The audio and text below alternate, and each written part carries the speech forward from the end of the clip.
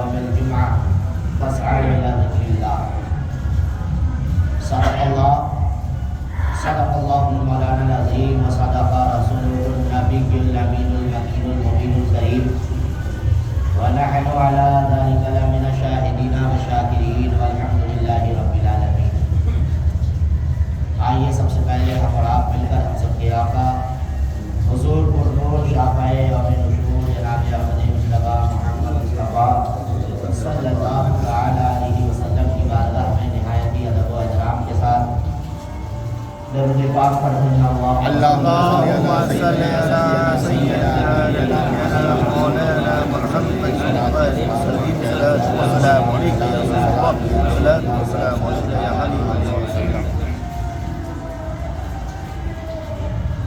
پچھلے جمعہ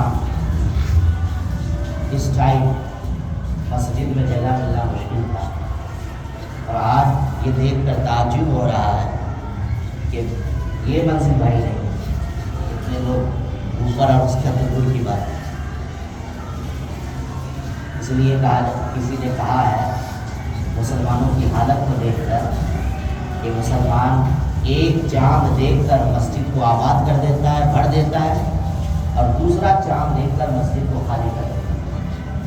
وہ ہم دیکھ رہے ہیں.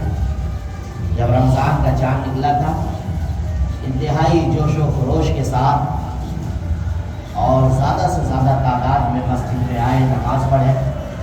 رمضان ختم ہوا, عید کا چاند دیکھا, عید کی نماز پڑھی, پھر مسجدوں کو خالی کر دیا. اللہ ہمیں توفیق دے کہ ہم جس طرح رمضان میں نماز پڑھ رہے تھے رمضان کے بعد بھی ویسے نماز پڑھیں.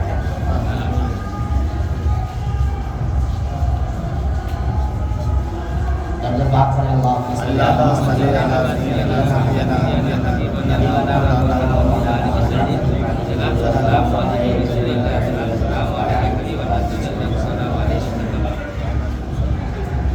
اور ایک بار درد پاک پڑھیں.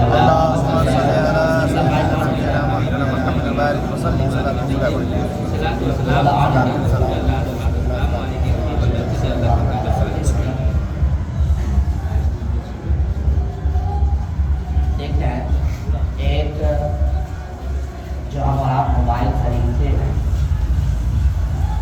تو موبائل کی جو کمپنی ہے اور اینڈرائڈ ڈیوائس انہوں نے جو بنایا ہے کئی چیزوں کو جوڑ کے بنایا اور اس کے بنانے کا مقصد کیا ہے کہ دو لوگ آپس میں گفتگو کر سکیں, بات کر سکیں. اسی طرح کوئی بھی چیز جو آج ہمارے سامنے ہے اس کے پیچھے کوئی نہ کوئی مقصد ہے. یہ مسجد جو ہم لوگوں سبوں نے مل کر تعمیر کیا ہے آج یہاں تک پہنچایا ہے تو اس کے پیچھے بھی مقصد ہے کہ ہم اور آپ آ کر اللہ کی بندگی اور اللہ کی ریاست کریں. تو دنیا کی کوئی نہ ہر چیز جسے بنائی گئی ہو یا جو بنائی جاتی ہے اس کا کوئی نہ کوئی مقصد ہوتا ہے. اسی طرح اللہ تبارک و تعالیٰ نے آگ, ہوا, پانی اور مٹی ان چار چیزوں سے جسے عناصر اربعہ کہا جاتا ہے ان چار چیزوں سے انسان کو پیدا کیا, انسان کو بنایا. اب انسان کو کیوں بنایا, اس کا مقصد کیا ہے, مقصد تخلیق کیا ہے, تو قرآن میں اللہ نے بیان فرما دیا وَمَا خَلَقْتُ الْجِنَّ وَالْإِنسَ إِلَّا لِيَعْبُدُونِ. انسان اور جنات کو بنانے اور پیدا کرنے کا مقصد صرف اللہ کی بندگی اور اللہ کی ریاست.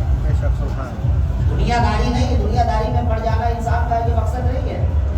نماز سے غافل ہو جانا, شریعت سے غافل ہو جانا, مسجدوں کو خالی کر دینا, یہ ہمارے پیدائش کا مقصد نہیں ہے. ہماری پیدائش کا مقصد رب کی بندگی اور اللہ کی بندگی, اللہ کی عبادت ہے. اور جب ہماری اللہ نے ہمیں اس لیے پیدا کیا کہ ہم اللہ کی بندگی کریں, اللہ کی عبادت کریں, اللہ کی ریاضت کریں, تو جو جس مقصد کے لیے بنائی جاتی ہے اگر اس مقصد کو وہ پورا کرے, مقصد کے تحت وہ کام کرے تو وہ چیز زیادہ دن تک رہتی ہے, اس کی اہمیت بھی زیادہ ہوتی ہے. اگر آپ کا موبائل خراب ہو جائے تو آپ اسے یوز کرتے ہیں, ہٹا دیتے ہیں, چینج کر دیتے ہیں. آپ کا لیپ ٹاپ خراب ہو جائے چینج کر دیتے ہیں, گاڑی خراب ہو جائے چینج کر دیتے ہیں. مسجد کی در و دیوار ٹوٹ جائے تو اس کو بنانے کی کوشش کرتے ہیں، اسی طرح اگر انسان بندگی نہ کرے، اللہ کی ریاست نہ کرے، مسجدوں کو آباد نہ کرے تو اس کا دل سیاہ ہو جاتا ہے، اللہ کا غضب نازل ہوتا ہے، اللہ کی رحمتیں اور برکتیں اس پر نازل نہیں ہوتی ہیں۔ لہٰذا ہمیں جس مقصد کے لیے پیدا کیا گیا ہے ہمیں چاہیے کہ ہم اس مقصد کو پورا کریں۔ میں نے قرآن کریم کی آیت کریمہ پڑھا، اللہ ارشاد فرماتا ہے یا ایھا الذین آمنوا اذا نودی للصلاۃ من یوم الجمعہ، اے ایمان والو جمعہ کے دن جب نماز کے لیے بلایا جائے فاسعوا الی ذکر اللہ، تو اللہ کے ذکر کی طرف دوڑ جائے، فاسعوا سعی کرو۔ حاجی لوگ جانتے ہیں، حاجی لوگ جو حج کر کے آئے ہیں، سعی کا مطلب کیا ہوتا ہے؟ دوڑنا۔ اللہ فرماتا ہے کہ جب جمعہ کی اذان ہو تو چل پڑو، کسی نے ترجمہ کیا ہے چل پڑو، کسی نے کیا کہ دوڑو، تو اب اس کا کیا مطلب؟ پھر اللہ تعالیٰ اسی آیت کریمہ میں، اسی سورہ جمعہ کی پوری ایک لمبی آیت ہے، اسی آیت کریمہ میں آگے ارشاد فرماتا ہے واللہ خیر الرازقین، اللہ تبارک و تعالیٰ بہترین رزق دینے والا ہے۔ یہ پوری ایک آیت ہے، شروعات اللہ فرماتا ہے یا ایھا الذین آمنوا اذا نودی للصلاۃ من یوم الجمعہ، جمعہ کے دن جب اذان دی جائے تو تم جمعہ کی نماز کے لیے دوڑ جاؤ، چل پڑو، اور یہ مت سوچو کہ ہم نماز پڑھنے کے لیے جائیں گے تو ہمیں رزق کہاں سے ملے گا۔ ہم آفس میں بیٹھ رہے ہیں، کوئی اگر آفس میں ہے، کسٹمر کھڑا ہے اور اذان ہو گئی تو اب فیصلہ آپ کو کرنا ہے۔ کوئی اگر یہ سوچے کہ ہم اگر کسٹمر کو چھوڑ دیں تو ہم اپنے بال بچوں کو کیا کھلائیں گے، گھر والے کو کیا کھلائیں گے، اور اگر کوئی اگر یہ سوچ رہا ہے کہ ہم کسٹمر کو چھوڑ دیں گے تو ہمارے بال بچے کہاں سے کھائیں گے، یاد رکھیں اگر آپ اللہ کے حکم کو مان کر کہ اللہ نے کہا ہے جمعہ کی اذان ہو جائے تو تمہیں کسٹمر نہیں دیکھنا ہے، خرید و فروخت نہیں کرنا ہے، بزنس نہیں کرنا ہے، دکانداری نہیں کرنا ہے، کہیں جانا آنا نہیں ہے، بلکہ فاسعوا الی ذکر اللہ، اللہ کی طرف آ جانا ہے۔ اور یاد رکھو یہ مت سوچنا کہ ہم اپنے گھر والے کو کیا کھلائیں گے، اولاد کو کیا کھلائیں گے، کیونکہ اللہ خود ارشاد فرماتا ہے واللہ خیر الرازقین، اللہ تبارک و تعالیٰ اس سے بہترین رزق تمہیں عطا فرمائے۔ تم صرف اللہ کے حکم کو مان لو، اللہ نے جو کہا ہے اسے مان کر تو دیکھو۔ اللہ نے کہا مسجد میں آ جانے کے لیے، مسجد میں آ کر اللہ کی بندگی کرنے کے لیے، لیکن اگر کوئی اللہ کے حکم کو نہیں مانے، جمعہ کی اذان ہو جائے، اذان کی فکر نہیں، نماز کی فکر نہیں، کسٹمر کی فکر ہے، اپنی اولاد کی فکر ہے، نماز کی کوئی فکر نہیں ہے، تو پھر اللہ تعالیٰ ان لوگوں کے لیے جو کہا جو لوگ جمعہ میں آ کر نماز پڑھے بہترین رزق دینے والا ہے، کیا اسے وہ ملے گا؟ اللہ کے فضل سے وہ دور ہو جائے، کیونکہ جو اللہ کے حکم کی عدولی کرے، اللہ کے حکم کو مانے گا تو اللہ کا فضل اس پر نازل نہیں ہوتا، اللہ کا غضب نازل ہوتا ہے۔ اس لیے کہا گیا ہے، فقہاء کرام فرماتے ہیں کہ جمعہ کی جب اذان ہو جائے تو اس وقت کہیں جانا منع ہے، سفر نہیں کر سکتے، آپ پہلے نماز پڑھتے جائیے۔ جمعہ کی اذان ہو جائے تو آپ دکانداری نہیں کر سکتے ہیں، پہلے آپ کو نماز پڑھ رہا ہو، گناہ ہوگا اس وقت دکانداری کا۔ اور خود قرآن میں ہے وَذَرْعُ الْبَيْعَ، خرید و فروخت کو چھوڑ دو، بائع کو چھوڑ دو، قرآن بھی کہہ رہا ہے۔ اس لیے اور حدیث پاک میں ہے کہ جمعہ کے دن ہر مسجد میں فرشتہ آتا ہے، ایک رجسٹر لے کر فرشتہ پہنچتا ہے، اور پہنچنے کے بعد وہ فرشتہ مسجد کے دروازے پر کھڑا ہو جاتا ہے۔ دروازے پر کھڑا ہونے کے بعد جو انسان اس مسجد میں آتا ہے اس کا نام اس رجسٹر میں درج کرتا ہے، اس کا نام اس رجسٹر میں درج کرتا ہے، اور اللہ تبارک و تعالیٰ کی بارگاہ میں پھر وہ رجسٹر پیش کر دیا جاتا ہے۔ اچھا یہاں پر یہ یاد رکھیں، آپ جو یہاں ہم اور آپ آئے یہاں نماز پڑھنے کے لیے، کیا ہم سے فرشتے نے ہمارا نام پوچھا؟ کسی نے پوچھا؟ لیکن حدیث کہہ رہی ہے کہ وہاں آپ کا نام لکھا جاتا ہے، اس کا مطلب فرشتوں کو آپ کا نام کا علم ہے، فرشتوں کو آپ کا نام پتا ہے۔ تو جب فرشتوں کو ہمارے بغیر بتائے ہوئے ہمارے نام کا علم موجود ہے تو ہمارے آقا کو علم غیب بھی نہیں ہوگا، علم غیب عطائی ضرور ہوگا، علم غیب عطائی ضرور ہوگا، اللہ نے ضرور انہیں دیا ہے۔ تو یہ جمعہ کا دن جب فرشتے سبوں کا رجسٹر، اچھا یہ رجسٹر کب تک وہ نوٹ کرتے ہیں نام؟ کتابوں میں کہا گیا، حدیث میں یہ بات کہی گئی ہے کہ جب تک خطیب ممبر رسول پر خطبہ پڑھنے کے لیے بیٹھ نہ جائے اس وقت تک وہ فرشتہ وہاں پر موجود رہ کر سب کا نام لکھتا ہے، اور جیسے ہی خطیب ممبر رسول پر کھڑا ہو جاتا ہے خطبہ پڑھنے کے لیے پھر وہ رجسٹر بند۔ اب آنے والا آ کے نماز پڑھ کے جائے لیکن اس کا نام درج نہیں کیا جائے گا، اس کا نام لکھا نہیں جائے گا۔ اس لیے ہمیں اور آپ کو چاہیے کہ خطبہ پڑھنے سے پہلے ہم مسجد میں آ جایا کریں، تاکہ اور خطبہ پڑھنے کے وقت جب آئیں گے تو اس وقت چونکہ نفل پڑھنا بھی منع ہے، خطبہ کے وقت خاموش ہو کر صرف خطبہ سننا ضروری ہے، فرض ہے، واجب ہے۔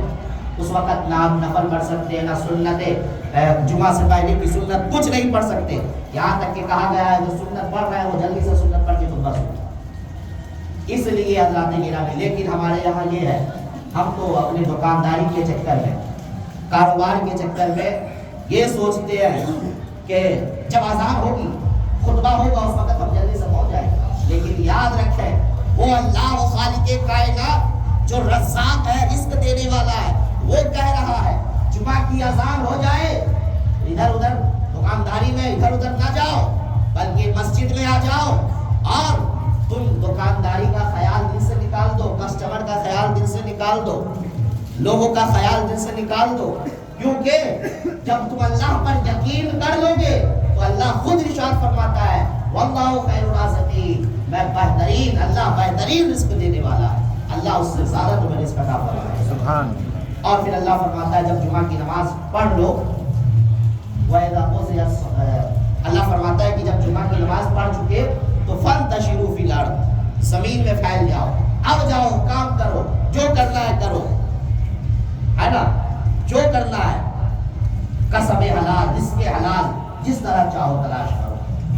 یہ جمعہ کا دن بڑی اہمیت والا دن ہے، اور یہ دن ایک گھڑی ایسی بھی ہے جس وقت دعا کی قبولیت کا وقت ہوتا ہے، دعا قبول ہوتی ہے، اور پیارے آقا صلی اللہ علیہ وسلم نے ارشاد فرمایا کہ جمعہ کے دن کثرت سے درود پاک پڑھو، کثرت سے زیادہ درود پاک ہمیں پڑھنے کو کہا گیا ہے، کیونکہ یہ سید الایام دی ہے، تمام دنوں کے سردار، جس طرح ایک سال انتظار کرنے کے بعد ہمیں اللہ تبارک و تعالیٰ عید کا دن عطا فرماتا ہے، ہم اور آپ خوش ہوتے ہیں، اللہ کی خوشیاں مناتے، اللہ تبارک و تعالیٰ کی رضا کے لیے خوشیاں مناتے ہیں، خوشیوں کو بانٹتے ہیں، اسی طرح ایک ہفتہ انتظار کرنے کے بعد پھر اللہ تعالیٰ ہمیں یہ جمعہ کا دن عید کی شکل میں عطا فرماتا ہے۔ اس لیے کہا گیا ہے کہ جب آپ جمعہ کے لیے آئے تو نہا دھوا کر آیا کریں، عطر لگا کر آیا کریں، اس کے بعد وضو کر کے آیا کریں،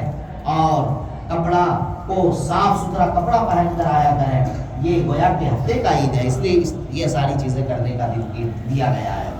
اور حضرات گرامی، پیارے آقا صلی اللہ تعالی علیہ وسلم کی زندگی کا دو رخ ہے، ایک ان کی مکی زندگی اور ایک ان کی مدنی زندگی ہے۔ مکے میں رہے کچھ دنوں تک، کچھ سالوں تک، پھر ہجرت کر کے مدینہ شریف تشریف لے گئے۔ تو پیارے آقا صلی اللہ تعالی علیہ وسلم کی پیدائش سے لے کر ظاہری مثال تک جب آپ ان کی زندگی کو پڑھیں گے تو اس میں یہ ملے گا آپ کو کہ انہوں نے انتہائی صبر اور دور اندیشی کے ساتھ کام کیا، صبر کے ساتھ۔ جب پیارے آقا صلی اللہ علیہ وسلم مکے کی زندگی گزار رہے تھے تو پیارے آقا صلی اللہ تعالی علیہ وسلم کی عبادت میں، یعنی نماز پڑھ رہے تھے، کچھ لوگوں نے نماز پڑھ رہے تھے تو کچھ لا کر ڈال دیا، لیکن پیارے آقا صلی اللہ علیہ وسلم نے انہیں جواب نہیں دیا، صبر کا مظاہرہ کیا، خاموشی اختیار کی، اور اللہ تبارک و تعالیٰ کے اوپر چھوڑ دیا، اللہ تعالیٰ اس کا فیصلہ فرمائے۔ اسی طرح ہمیں بھی اپنے آقا صلی اللہ علیہ وسلم کی مکی زندگی کو فالو کر کے زندگی گزارنا ہے، کیونکہ ہر چیز چیز جو مومن ہوتا ہے، مومن کے بارے میں کہا گیا ہے کہ مومن اللہ کے نور سے دیکھتا ہے. مومن کی سمجھداری دور اندیشی والی سمجھداری ہوتی ہے، جذباتی مومن نہیں ہوتا ہے. اس لیے ہمیں ہر جگہ جذباتی انداز میں نہیں رہنا چاہیے. پیارے آقا صلی اللہ علیہ وسلم نے اپنے اخلاق اور اپنے کردار کے ذریعے سے بہت سے وہ لوگ جو پیارے آقا صلی اللہ علیہ وسلم کے گھر کے لوگ، جو جب نبی پاک صلی اللہ علیہ وسلم نے نبوت کا اعلان کیا تو بہت سے لوگوں نے کہا کہ انکار کر دیا، نبوت کو نہیں مانا، جھٹلا دیا، نبی پاک کو جھٹلا دیا.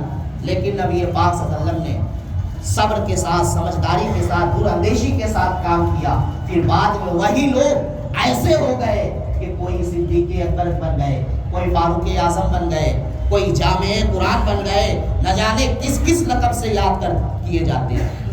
تو حضرات گرامی ہمیں بھی اسی طرح کرنا ہے. ہو سکتا ہے بہت سے لوگ ایسے حرکت کریں جس سے ہمارے جذبات مجروح ہو، لیکن ہمیں جذباتی نہیں بننا ہے، صبر کرنا ہے. اور حضرات گرامی ہمیں پکا سچا مسلمان بن کر زندگی بھی گزارنی ہے. اسی میں ہماری کامیابی ہے، اسی میں ہماری بھلائی ہے. پیارے آقا صلی اللہ تعالیٰ علیہ وسلم نے جو قرآن ہمیں دیا ہے، اس قرآن میں اللہ تبارک و تعالیٰ فرماتا ہے قد افلح من تزکا، وہ انسان کامیاب ہو گیا، من تزکا جس نے تزکیہ نفس کیا. تزکیہ کو کہتے ہیں صفائی کو، ستھرائی کو، پاکی کو، دل کی پاکی کو، دل کی ستھرائی کو.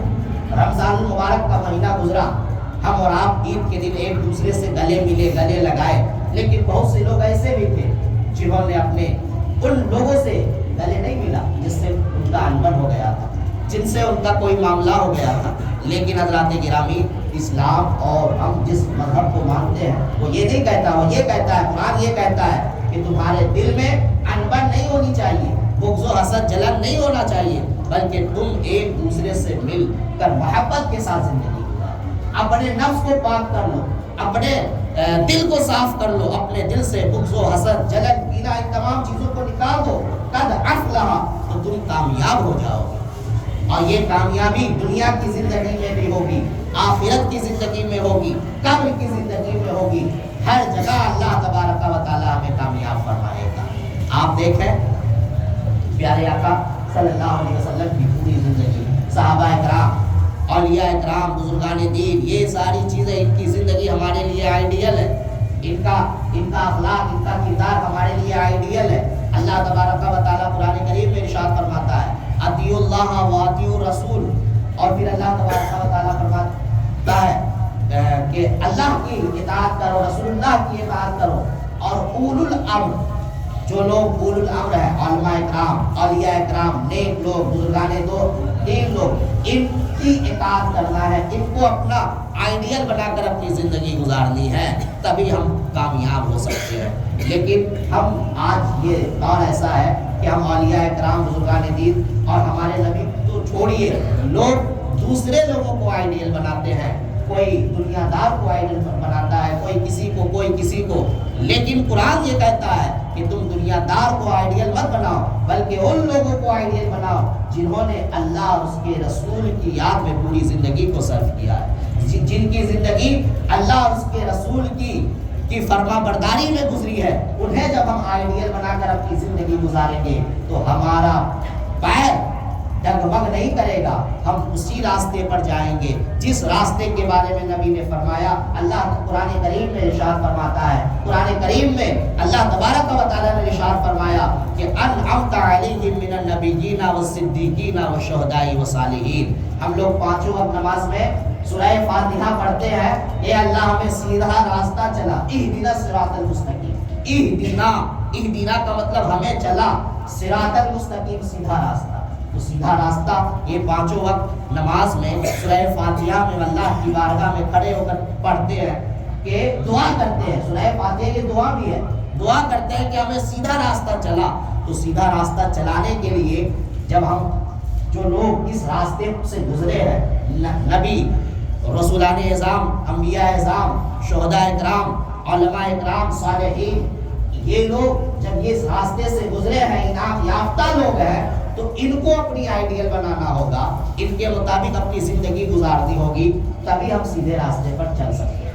لیکن ہم دعا کریں اور ان کو آئیڈیل نہ بنائیں، ان کی سیرت کو نہ پڑھیں، ان کی زندگی حالات زندگی کا مطالعہ نہ کریں، ان کے بارے میں سنیں نہ، تو پھر ہم کس طرح سیدھے راستے سے چل سکتے ہیں؟ حضرات گرامی، ابھی رمضان المبارک کا دن گزرا، ہم لوگوں نے روزہ رکھا، بہت سے لوگ ایسے تھے جنہوں نے عذر کی وجہ سے روزہ نہیں رکھا تھا، تو یاد رکھیں جن لوگوں نے عذر کی وجہ سے روزہ نہیں رکھا تھا ان لوگوں کے اوپر ضروری ہے کہ وہ رمضان کے بعد اس کی قضا کریں، کیونکہ جس طرح رمضان کا روزہ رکھنا فرض ہے، اسی طرح اگر کوئی روزہ عذر کی وجہ سے چھوڑ دیتا ہے تو وہ جتنے روزے کو چھوڑا ہے ان تمام روزے کی قضا کرے۔